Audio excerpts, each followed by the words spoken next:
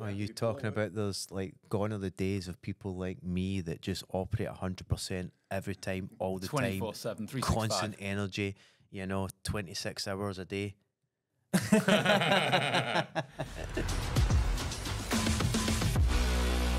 Hello and welcome to the Property and Finance Podcast, and today we're going to talk about the state of the market. And it's at the time that we're recording this, it is October the 16th. So as much as we're going to get this podcast out as soon as possible, things can evolve and change, but I think it would be good to just bring people up to speed with what's going on, because it's been a year since all the chaos happened with Liz Truss that then started creating a knock-on effect when it comes to interest rates. And we've had so many interest rate increases over the last 12 months. And then we had a little bit of a pause there. So let's have a little conversation around that. What is reality? Because again, what is reality? Especially when you look into mainstream media, the news and stuff, will have you believe the exact opposite with what's going on. But let's have this conversation. So of course, I'm here with Paul and Steve. So maybe give us your viewpoint on the market and what we're seeing on the finance front. It'd be good to hear that. Yeah. Well, again, coming back to what you're saying, shut off the TV. I tell people this all the time. Then you know what I go and do? I go and watch the TV. So I'm the biggest idiot with that. But, when you're working in it day in, day out, you've got to separate what really matters to people. So if we're just talking about the everyday residential buy-to-let market, the general gist of the last nearly 3 months now is that rates have been coming down. Now, you'd be forgiven for thinking they're going the opposite way, because that's what the mainstream media are pumping out. But there's a difference between the base rate and what people pay. And I think we touched on this in the previous podcast, but you're asking for what's happening in the market today. And the fact is, fixed rates are falling. And every time we open up Mortgage Strategy or any publication, there's another lender that's cut the rates. There's the average rates drop. And it's not that they're coming down in 1% chunks. No one's saying that. But there's been quite a few reductions by all lenders now over the last few weeks of anything from maybe 0.3s up to 0.7s. And of course, they all add up. So residential rates now are in the 4s. But, mainstream media, you'd be forgiven for thinking they're in the 6s. So the reality is it's a lot cheaper than what people think. And what we're seeing is a high level of activity once again with people actually. We're not just talking about investors now, but this is important to investors because the state of the market supports what they do. There's a higher level of inquiries at Express for residential purchases, buy-to-let purchases. It's easier, there's higher loan-to-values, the amount of money that a lender's willing to lend. So lending's very competitive again. Is it down at 2%? No, it's not. But that was unusual and unsustainable. But it's certainly at the lower end of interest rates that I've seen in 20 years of doing mortgages. And I think people forget that because they kind of got used to the 2% rates, didn't they? Mm. So, I think most people who've not looked at mortgages, if they went to a broker and said, give me a quote, I think they'd be surprised at what they get compared to what the media are portraying is happening out there. Yeah, because I guess once you see a rate increase from the Bank of England, then, and that's of course the base rate, and we've had so many rate increases over the last 12 months, and when you're starting to see that, of course people start to panic a little bit. They start getting worried and concerned that their mortgage is going to go back to well, I wasn't even around with the manufactured days, but that's what a lot of people have got this idea it's going to go back to like 17%. And, and with everything that happened September last year with the mini budget, that's where the chaos kind of started. And it was all doom and gloom. It was the thought that interest rates were going to go over 10% at one point, and and how did it then handle inflation, which was just spiraling out of control with everything that's been happening over recent years with various lockdowns and and not having the production levels to where it was to meet supply and demand, and all of that causes an issue. That's what really forces up inflation. So, we've had to arguably see these rate increases. But this is the strange thing, is that what you just said there, Paul, is that for so many people, when they start seeing rate increases going up, and even though we're seeing it as it is at the moment, it's mind-blowing how we've been spoiled with low interest rates for so long that we've got amnesia. We forget about the past of what has interest rates been like. And for anyone to turn around and think that it's not competitive in the marketplace are just not in the game. They don't understand it. Because as an investor, one thing that hasn't reduced and gone down is rent.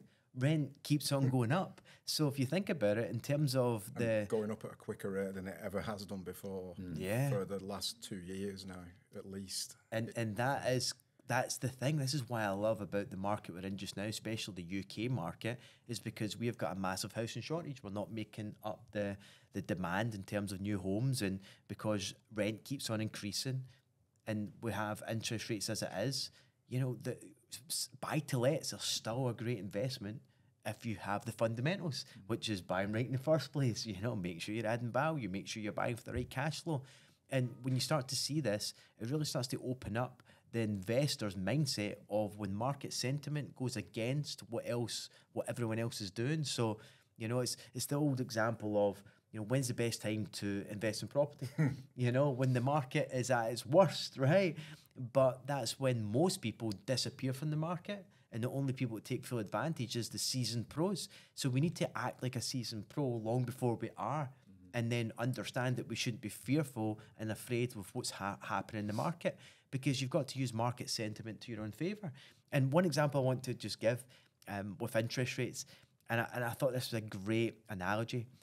Like, before September 2022, before the mini budget, which arguably was a trigger of a lot of the after effect that we've been seeing, especially around interest rates. But before then, people were buying property and considerably overpaying. So let's say someone back then overpaid by 10,000, right? Just by 10,000. It's crazy that the last few months, that if that person had bought a property in the last few months, likely they would underpay, not overpay. And, okay, you turn around and say, well, they're paying a little bit higher interest rates now than they would have been before. But the saving they would have made by not overpaying would have been far greater. So it's just perspective that you've got to look at. And when you start to realise that, then it's all about, it doesn't matter what's happening with the rates. It's all about how can you then be proactive with the investor and factor that in your due diligence and your costs. Mm-hmm. Yeah. When was the first rate rise? I think December 2021, and we had 14 consecutive rate rises, didn't we? And September last year with a mini budget fiasco, I remember lenders' rates being between 2 and 3% above what the base rate is, what the Bank of England rate is. And at the moment, like Paul says, 4% for residential rates. It's below what the Bank of England rate is. That's a massive difference. Like, as a percentage, the uplift, what lenders were charging back then, you know. So there's been, 2% worth of rate rises since September, the mini budget. So it must have been around 3.25, the base rate, back in September 2022. And between sort of mid-5s, 6% is what we were having to pay. So what a massive margin that is on the money because of that fiasco. And no wonder things stalled and people were panicking. And I remember the business levels in the mortgage side of the business just kind of stalling and then going backwards, weren't they? Because naturally the purchase side of the market, it's going to stall. Especially if somebody's looking to upgrade to a bigger property, they're going to stay where they are, aren't they? They're not going to take on that extra risk and that luxury of space. They'll just renovate where they are and make do with the current payments. So yeah, it had a massive impact on things that period in the autumn last year. But now it feels quite different. There was a quieter period over the summer holidays, but that's generally the case when the kids are off. A lot of people go AWOL for 2 or 3 months, don't they? But back when September started last month, the mortgage side picked up, the bridging and development side picked up. So it's it feels quite buoyant at the moment, doesn't it? I think if you look at the underlying conditions to borrowing, that gives you a good idea of maybe where it is heading as well. So, yeah, we've touched on the mini budget in September, and that had a catastrophic effect on the cost of borrowing because the uncertainty it created, and without wanting to get too technical, the swap rates were going through the roof because they didn't know where the base rate was going to stop. But we then had a change of Prime Minister, change of Chancellor, and they reversed, I think it was all but one of the measures that Kwasi Kwarteng came up with. Nothing against the guy, there's some argument in what they were looking to do. It wasn't a bad idea, however, we won't go there. And we started to see the market settle, if you remember, towards the end of Q1 this year. But then, of course, inflation became the next wave of rate increases. So at that point, the mini budget has been undone, and that's not really such a factor as it was. But it was then inflation, and of course that carried on to rise and peak. But as people know, at this point, it's been on quite a severe decline, and the lower it gets, the easier it gets for lenders to be confident that the base rate's not going to keep rising or not rise as much, and therefore the prediction of rates for the future is that they will be lower, and therefore the cost of swap rates, which is the wholesale rates in the market, come down. And if you look at some simple measures as well, it's not the be all and end all. And I know we could go off on tangents about the Ukraine and all kinds of things and oil, but you look at the factory gate inflation rate, which is kind of like the measure ahead of the inflation rate that we hear about in the news. It's a big indicator. That's pretty much back down to where it needs to be. And so, again, lenders and economists are more confident that we're going to end up with inflation under control, and therefore this is why we're seeing rate cuts now, because they're predicting that to be the case, so they're pricing that in. And as opposed to when they were pricing in, they thought it was just going to carry on going up. They're now confident that it is going to carry on coming down, or at least not peak more than what they thought. So, that's with the cost of borrowing. But I always find it strange why, coming back to the investor, how they put so much emphasis on the base rate and what it's doing. I just think you're crackers. It doesn't affect a lot of forms of finance. It does some more the bridging and development, I suppose. But, if the cost of your finance goes up 1% on, let's just do a simple 75% of 100 grand property, 75,000, as opposed to market sentiment allows you to get that property 10, 15, 20, and we see 30% less than what it's currently worth. As much as, people think house prices maybe will soften, some areas more than others, there's no signs that it's going to create such a drop. So your cost of borrowing's gone up 1% on 3/4 of the property, but the deals that we're seeing people achieve are far outweighing that in the purchase price, which I think is touching on you. But what you were saying, but if you're getting 20-25% off the actual property value, that's a bigger impact than you can easily absorb that increase on the interest rate. And people say, I only want to get into property when the market's buoyant, and I think it's crazy. The best time is when it's fairly stable, but everyone thinks it's dropping. Mm-hmm. Which is now. No, that's no, yeah. We deal with property sourcing companies, and they're busier than ever. They're getting bigger reductions than ever, for many, many reasons. Some people just need to get shot of a property, and they're doing it. And I just think, now is the time for getting into property, not when the market's booming. If the market's booming, I come to you and said, I want to buy a house for 25% less than what it's worth. You don't have to. You're going to tell me where to go. Yeah. But if you're in a panic mode, I need to shift this on. Yeah. Because the market's going to disappear on me. And then just finally as well, I speak to investors and they go, oh, house prices have dropped. You say, what? Oh, it's on the, again, I'm coming back to the mainstream media. It's on the news, they've dropped. Right, okay, so then you can look at some stats, and you want ones that are unbiased. Look at the ONS figures. The only problem with these is they tend to be 2 or 3 months behind what's currently happening today, because it takes time to put them together. But you look at the ONS figures for England on its own, they recognise 11 different regions, and the last time they produced the figures, only 2 out of the 11 regions actually were in negative compared to the year before. But because it's London and the South East, and that weights the overall average far more than the rest of the regions, They take the overall figure and go, we've all got house price reductions going on. I've just sold my house for over asking. Yeah. And this is, again, what I'm trying to say about the state of the market. Be careful what you're looking at. Some of it's sentiment. Some of it's people predicting things of what's to come. And I'm sorry, but I've never met anyone who's got it right all the time. You know, if you make enough predictions, you'll get one right at some point, won't you? And everyone goes, hey, I was right in 1995, I'm right now.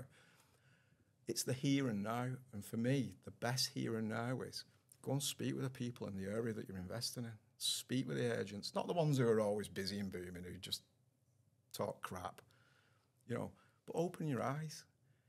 Just before the kids' holidays, driving up and down near where I live, for sale, for sale, for sale. Market sentiment was pretty flat, you know. Rates haven't really dropped as much as what they have in the last few weeks.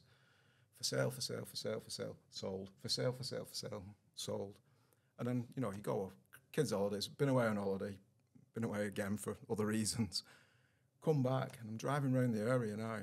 Sold, sold, sold, sold, for sale. Sold, sold, sold, for sale. That tells me what market conditions are, not historical 2 or 3 months ago numbers, and not what someone thinks are clever enough that they know what's going to happen in 6, 12 months. Yeah. So, you know. I think that's a difference from someone who's in the game, who's observing and watching, compared to those who are not, who are caught up and get their news from mainstream media, or what someone that they meet who's got no interest in property then recites something that they saw or heard in the news. And this is the crazy thing, is that a property market crash is determined if you see a market drop by 10%. And that's over a 12-month period. And if you look at stocks and shares or crypto, which is a much more volatile asset class, you have upsides of 20, 30, 40%, sometimes more, and downsides sometimes even more than that. 70% drops, or all sorts of fluctuations. I mean, 10%'s a up and down's a regular fluctuation on a weekly basis when it comes to stock shares and crypto, you know. And when we look at property, it's amazing how everything becomes so much more magnified on the news. Because we just read something there talking about certain markets have only dropped, we say only, have dropped, like, dramatic headline, 0.4%. As if it's like, oh my God. And then you go on and read the whole part, and that's what you look at different regions, and you can't just, you know, bunch them all together and then turn around and go, well, there's the average. Well, you can if you want to look at the average, but each place within the whole of the UK has its own little economy, if you think about it. And unless you're invested in all regions and locations, then you'll be more relevant to looking at the properties in and around the area that you're keen to invest in, to get more real-time, more local knowledge in and around a certain location within the UK. And it allows you to operate a lot more professionally. Now, you can use market sentiment. So, for example, you mentioned before you went on holiday, you've seen all these for sale signs. That's an opportunity for an investor to go in and make those cheeky bids, make those cheeky offers, right? Be a bit more using market sentiment to their advantage, and turn around and say things like, well, look, the market's changed and no one else is. And then likely by making those offers, you're going to have sellers within the market was booming and things were selling so quickly, they wouldn't have accepted those offers. But because things have changed, we're seeing it in our protege community for sure. Many of our students who have gone through our programs, they're using market sentiment to their favour. They're getting in, making those offers, and they're picking up some crazy deals over the last, you know, this year, through the last 10 months of this year, they've been getting great deals. And I still believe we've got a window of opportunity for the next 3 to 6 months to still utilise that market sentiment until we start seeing a bit more of a shift. And we're starting to see it already, but just how things get reported, it takes a little bit of time. So those that are in the game, they're starting to observe and see and get those opportunities before, you know, anyone else, just because they can see it. Yeah, simple measures. I mean, obviously referred to the for sale signs there, and I guess this is information we're fortunate to have. But there's nothing like phoning your sales manager back at work before we started recording over lunch, just to say, how's it going? And all you can hear is, very busy. We've had loads of inquiries over the weekends. And I just think, right, that is another indication. It's like factory gate inflation, isn't it? Here and now, what is happening. Yeah. And I'm not sitting here saying, oh, everyone start investing in property. You're going to make 30% growth in the next 12 months by doing nothing but buying. I'm not saying that. But I do think people need to be a little bit more inquisitive about what's really happening in the locale that they're investing in property. And too many people just don't start even looking for an investment because we're going to have a crash. Yeah. And I think I've asked this question many times. Who decided 10%? I want to meet them. I want to see the scientific justification of why 10 is a crash. It's double digit. Yeah. That's probably it, isn't it? And It's I like how they double blanket digit. it and go over 12 months period. Yeah. You know, it's crazy. So what do you think is going to happen? My honest opinion, based on fundamentals. So the fundamentals I look at is supply and demand. Okay, so at the moment, even though we've seen market sentiment and we're not seeing that, we need to just address this whole idea of explosive growth, right? Because during an explosive period of the property cycle, it's not like every year on year it's going up by 15-20%. It's not like that. Yeah. During explosive periods in an 18-year property cycle, if you go back and look at the economist Fred Harrison, who's done a lot of data on this over the last 250 years and talks about the 4 phases of a property cycle over 18 years. And an explosive phase lasting roughly 7 years. Even in an explosive phase, there's times where there's little pullbacks, and it's not all linear year on year. And that's what a lot of people mistake. So I still believe that we've got more growth because of supply and demand. It would be very different if that we had more properties getting put on the market. And because we've got a huge housing shortage, that's an indicator that we're going to be still in a supply and demand period of time. We're having issues around that. Plus, we need one main factor to happen, because we could be in the economy could go into a recession, yet house prices could, in theory, not be affected, right? Because again, it goes back to, is there still buyers to buy, and is there, are we getting overwhelmed with sellers? So for me, in order to see things change, we're going to need to see a lot of unemployment happen. And at the moment, there's more job applications available than there are people unemployed. And when I saw that, it just blew my mind, which means people are either not working because they're not able to, right, for whatever reason, or by choice, because there is more, advertisements out there, job vacancies, than there are people unemployed. So we need to see unemployment happening in a big way. And that takes time as well. It's not like overnight everybody's unemployed to the tune of tens of thousands. It takes a process of businesses failing. So we need to see a market contraction.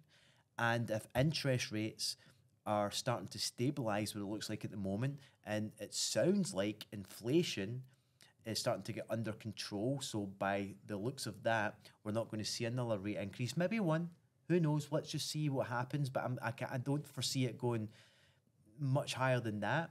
So that then indicates that we're going to start seeing rates coming down over the next maybe 6 to 12 months. And if that starts to happen, and then borrowing starts to become even more competitive again, then what's that going to do? And rents are doing that in the opposite direction. Yeah, so that's actually going to push the market further up before we start to see any form of decline. So I believe, because of supply and demand, because of the, unemployment is at an all-time low, and with the fact that interest rates will likely start to come down because of inflation, and when you look at what's happening in the globe just now, what president, and I know that this is the US talking here, but it has an effect globally for a lot, but what president wants to be in power when there's a downturn, So that affects everything. So you've got the Democrats that will be doing everything they can do in their power in order to keep the economy afloat. If, for whatever reason, the Republicans get back in because of Donald Trump, and if he is the nominated party, which is likely going to be, and he gets in. From his jail cell. From his jail cell. For his 19th, what would you call it? Indictment, it's crazy. Yeah. But if Trump gets in, right, even if he's in his cell, do you know what's crazy about that? Is that he will do all that he can in his measures to try and stop any form of recession as well. So I think with everything that's going on just now and just fundamentals, I honestly believe that we're going to see property prices starting to go again. Doesn't mean it's going to go back to the 15% and all of that stuff. It's just, I don't think we're going to see that. I just think we're going to see real growth again across, you know, the whole of the UK. Maybe you're starting to see 3, 4, 5%, maybe starting to creep a little bit more, because we need, and then you need to actually say, well, what about, what will cause mass unemployment so that more people have to put property on the market? Well, two things. One, you know, are lenders starting to withdraw from the marketplace? Well, that doesn't look like what's happening right now. If anything, they're becoming more competitive. They're relaxing some of the rules and their criteria. You know, they're increasing the loan to values. They're doing the exact opposite. So for me, it's watching that. So as soon as I hear you guys saying, yeah, we've got lenders pulling out, they're more stricter criteria, you know, then that's a bit of an indicator that things are starting to get a little bit scary in the world of finance. But then with unemployment, what's really going to trigger that, in my mind, is disruption in the marketplace. And that'll be around AI, artificial intelligence, robotics, all of that stuff coming in, because it's just inevitable, well, it's going to happen anytime soon, next year or two. I think it's inevitable that this whole AI revolution and this whole robotics and how to systemize things to make people a lot more productive. And you hear time after time, there's IBM as an example. We're on track to employ 30,000 people over the next 3 years. And they've come out and said, we're no longer going to be recruiting for any of these new positions. We're going to retrain people that's currently within the organisation to be more efficient, more productive by leveraging AI. So that's going to have a knock-on effect, because they would be employing 30,000 people. No longer they're doing that. And now you're getting companies like OpenAI, who owns ChatGPT, and it's a big disruptor in the marketplace just now. They've got only 5 employees. Midjourney as well, which is another AI technology, only got 3 employees. Both those companies are billion-dollar valuations, right? With next to no staff. And when you start to see that across the board, and with robotics, one that I saw in the construction game is that there's a machine that comes in, and all it needs to be done is fed plaster. I've seen it. And it sits and scans the room, and you tell it how many mil you want the plaster to be and everything else, and it goes and starts plastering to perfection, right? Like, yeah, you know, there's a lot of plasters out there now going, don't talk shite. It's never going to happen. You know, it's like, it's crazy to see what's going to happen. You know, 3D printing, you name it. So it's just going to be a matter of time before this technology is adopted, and you'll see the speed of all of this stuff starting to happen. And through that's when we're going to start seeing unskilled labour becoming mass unemployment, because skilled labour can always get a job elsewhere. Unskilled labour, that's when it starts to become a burden on the economy, because unfortunately that means that the governments need to then cut spending elsewhere to then look after and, you know, assist people which need that support and help. And then when they're cutting back and not spending money, then, you know, that means that there's, you know, they're not doing any construction anymore. They're no longer going to be doing developments. They're no longer get money for the NHS and so forth. So they're starting to contract. And then that's when we start to go into a recession. So until I start to see any of those indicators, which right now is looking and pointing to the exact opposite, I think we've got way more growth to happen, at least over the next few years. That's my take. To add to that as well, Paul, you've got the wage inflation that we've seen. You know, I know that the powers that be have said, oh, don't increase the wages to your staff, but it's not as easy as that, as we all know. And so that's gone up, which is going to fuel the ability of people to pay for things. I know we've had the cost of food increase, we've had the cost of fuel increase, but that's settling down and has done in some areas more than others. But with this wage increase, that allows people to pay more for the rent, to pay more for the mortgage. Yeah, so you touched on that, the income multiple of a first time buyer against purchase price, not what they're borrowing, was at 5.8. It's now at 5.1. Right. It's the lowest since 2020. We know what the market conditions were like then. So, you know, bang on. More wages can borrow more money, can't you? The amount of access to money just now is frightening. Credit cards, loans, overdrafts, you name it. Like, it couldn't be easier nowadays to get access to money. And that there is a massive eye-opener to show you that these banks clearly are open to lend and want to put money out. And they have a more data than anyone else in terms of what's going on in the market just now, defaults and people repaying and everything else, for them to turn around and go, you know, we've got less people default, we've got way more people paying back, so we're happy to let more people get credit cards and loans and everything else. It was either, I can't remember, it was 90 or 95% mortgages. There's twice as many of those on the market today than this time last year. There we go. That's a very good indicator. Yeah, and you know, as we remember earlier in the year, Skipton Building Society, 100% mortgages. They've got to have comfort to be lending at high LTVs, and comfort isn't them thinking the market's going to crash, because if you're lending at 100, you're straight down to up to 110, aren't you? If that happens. So I just think there's more activity. Demand and supply, you can't argue with. That's a time-tested argument on anything in life. If my economics teacher was correct, you know. But I just see a lot more activity at work, driving up and down the road. You know, inflation will come under control, so cheaper borrowing gives us those conditions where I think it will support house price growth. But I think one of the key areas, you know, actually I've not asked you this for a while, but now and again I'll tell you, I know where the inquiries are for the residential and the buy-to-let at work, because, you know, the team's right in front of me there. But you handle a lot of the bridging and development inquiries, don't you? Yeah. And how's that been going? Are they? Yeah, again, we asked the team that's involved in bridging and development how busy they are. We look at the number of inquiries, the spread of inquiries, and they're busy. I wouldn't say they're at 100% capacity, but you never really want that. You want people at maybe 80 to 90, so they've got some room. Fully 85, apparently. Sorry, I'm going off on a tangent. 85, no, there we Science, go. Yeah. No, this is everything in life, apparently, right? So, you know, clever people at university who study stuff say the optimum work rate is 85%.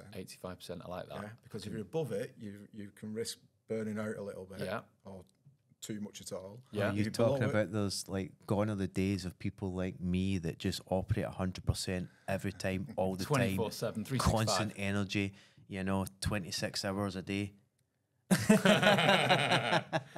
There weren't many of you that existed, Paul. You know. Yeah. Yeah. So what time were you meant to be here this morning? Yeah, let's not talk about that. You weren't 100% then, were you? Well, it's a story for another day. No, generally 85. I'm sure it means that people can peak up to 100, but you don't want to be there all the time. Maybe sometimes, but generally around 85. No, but the guys are busy, and again, it comes back to the market sentiment. You know, developers out there, they want to be developing, they want to be doing projects. They're not holding back. They're not waiting for an opportunity in 2 years or 1 year. I'll just wait till everything crashes. They're just getting on with it and doing a project now and on to the next one, on to the next one. So there's plenty of activity in bridging and development. So, in fact, we need to recruit somebody. There we go. Maybe Q1 next year. Here's one for us to think about, right? It's not a conspiracy, but it's something to think about, all right? And I don't think I've heard anyone talk about this. You're grinning before you start. No, because it's...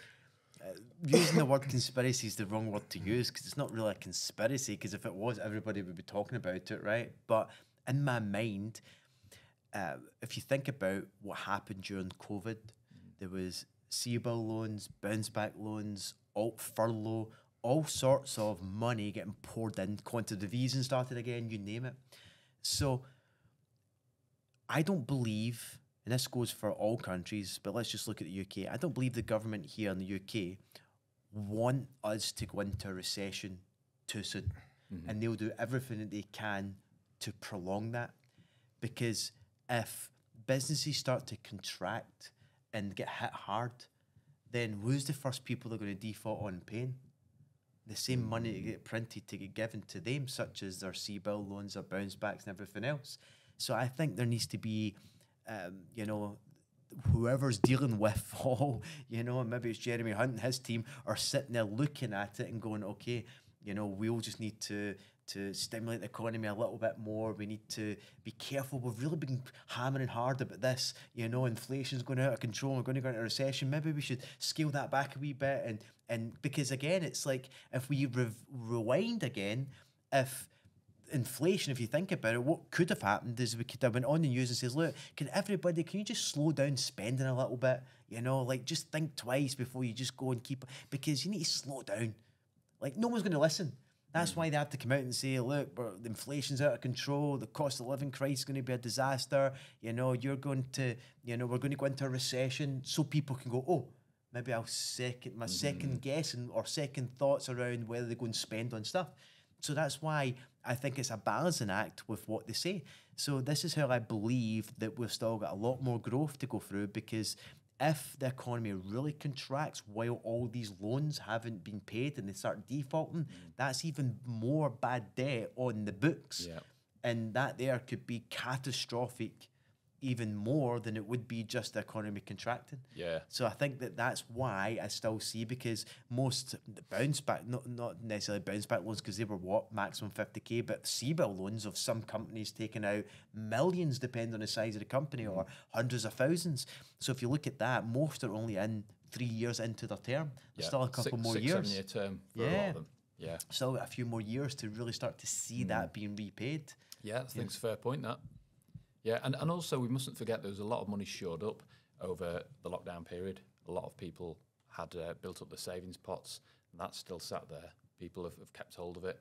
So, that's another reason to throw into the mix as to why I think we'll still see future growth. There's also not as many places to invest. UK property is seen throughout the world as a good hedge against a lot of things. So, yeah, I think another 2 or 3 years for me. That's my best guess. So Fred Harrison would have us all crashing in 2026, I think. If you go and you know, do a little Google and check him out, he's got it forecasted in or around then, you know. And again, even he will turn around and say that he can be out. You know, it's so crazy when he talks about the 18-year cycle and he turns around and says it could be off. But when you actually go reflect and look over the last 100 years at least, it's kind of went on point for the last 18 years consistently in terms of, you know, the market starting to turn and change. But the point is to understand that. And as an investor, is how to navigate through each of the phases. I think there's some different conditions.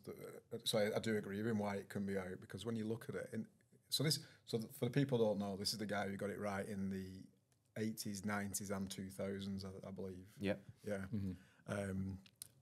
But when we look at the property market today, what is similar is the amount of properties with debt on them, you know, everyday debt, mortgages, residential mainly. And it's only about a third of properties that carry debt. Now, you've got to remember as well, that's not everyone at 95%. Some people in the last few years of the mortgage and some are just starting out.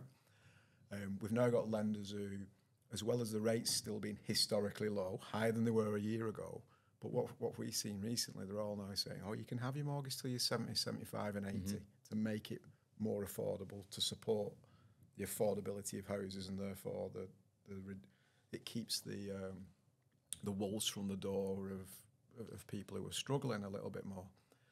But for me, this is the real changer in the last decade or so.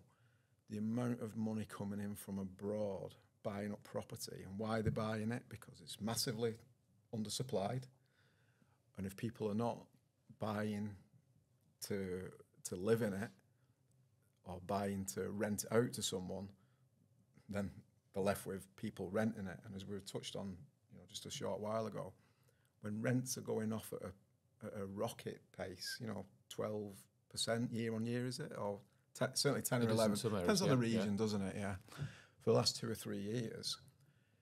If I'm looking globally, and, you know, the world's getting a smaller place, and it's like, where can I put my money that's relatively capital secure, if not will receive capital growth given time, because it always does. But unlike a few years ago, where the yields were in many areas 3, 4, 5 and 6%, and now they're getting stupid yields because rents have gone off so much quicker than house prices have for the last year or so. I know prior to this year we had some quite strong growth.